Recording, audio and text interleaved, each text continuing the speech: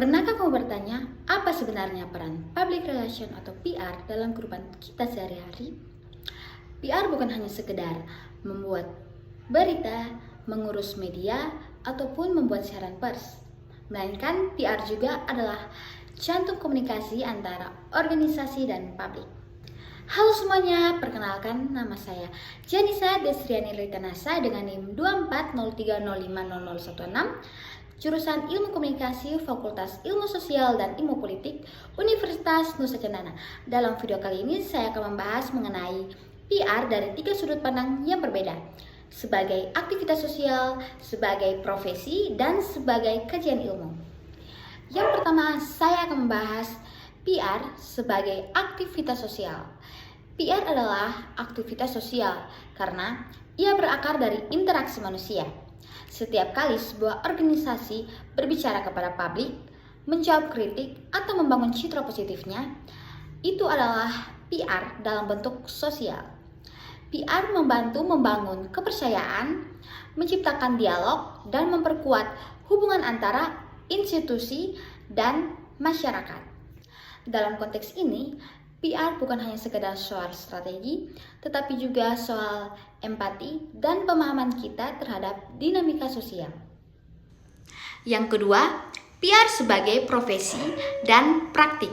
Seiring berkembangnya dunia komunikasi, PR tidak lagi dipandang sebagai pekerjaan teknis semata, melainkan sebagai profesi yang menuntut kompetensi, etika, dan tanggung jawab. Di Indonesia, PR mulai diakui sebagai profesi sejak tahun 1950-an ketika pendidikan kehumasan mulai diajarkan di perguruan tinggi seperti Universitas Gadjah Mada.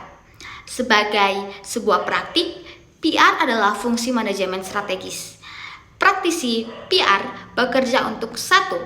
Perencanaan dan pelaksanaan program, yaitu mereka merancang kampanye komunikasi yang ditargetkan untuk mencapai tujuan spesifik organisasi, seperti meningkatkan reputasi dan mengelola krisis. Yang kedua, memiliki keahlian khusus, membutuhkan serangkaian keterampilan teknis seperti menulis media relation, manajemen media sosial, dan desain konten, dan keterampilan manajerial, yaitu mereka meriset, analisis, perencanaan strategis, negosiasi, manajemen kritis. Yang ketiga, tanggung jawab etika. Praktisi profesional terikat pada kode etik yang menjamin komunikasi yang jujur, akurat, dan transparan. PR yang profesional dan praktis bertujuan untuk mencapai tujuan yang saling menguntungkan atau mutual benefit relationship antara organisasi dan publiknya. Dalam peran manajerialnya, praktisi PR bertindak sebagai penasihat bagi pemimpinan organisasi dalam pengambilan keputusan yang memengaruhi hubungan organisasi dan publiknya. Pembahasan yang terakhir, public relations sebagai kajian ilmu atau field of study, menunjukkan perkembangan PR dari praktik ke disiplin akademis yang sistematis. PR adalah ilmu terapan yang berakar kuat pada ilmu komunikasi, namun juga menyerap teori dan metodologi dari disiplin ilmu lain seperti sosiologi, psikologi sosial, manajemen, dan pemasaran. PR sebagai kajian ilmu lahir dari kebutuhan untuk memahami dan mengembangkan praktik komunikasi secara sistematis dan teoritis. Dalam dunia akademik, PR merupakan cabang ilmu komunikasi yang mempelajari bagaimana organisasi berinteraksi dengan publik melalui strategi komunikasi yang terencana. Di sini saya mengambil 3 perkembangan PR sebagai kajian ilmu. Yang pertama, teori paradigma. Penelitian PR telah menghasilkan berbagai teori untuk menjelaskan praktik dan efek PR seperti excellent theory, situational theory of public, relationship management theory, dan agenda setting theory. Nah, teori-teori ini berfungsi sebagai kerangka kerja untuk memprediksi, menjelaskan, dan mengendalikan proses PR. Yang kedua, metodologi penelitian. Sebagai ilmu, PR menekankan penggunaan penelitian formatif untuk merencanakan program dan evaluatif untuk mengukur efektivitas, menggunakan metode kuantitatif dan kualitatif. Pendekatan ini memastikan bahwa praktik PR didasarkan pada data dan bukti, bukan hanya intuisi. Dan yang ketiga, sistematis pengetahuan.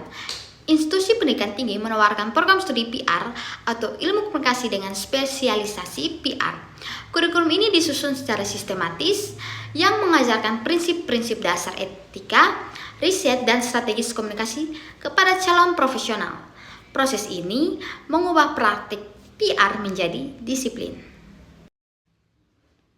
Jadi, PR bukan hanya soal humas atau publisitas.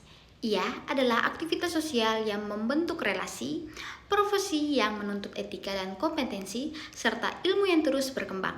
Dengan memahami ketiga perspektif ini, kita bisa melihat PR sebagai bidang yang strategis dan sangat relevan di era komunikasi digital saat ini. Terima kasih sudah menonton. Jangan lupa like, share, dan subscribe untuk konten edukatif lainnya. Sampai jumpa di video berikutnya.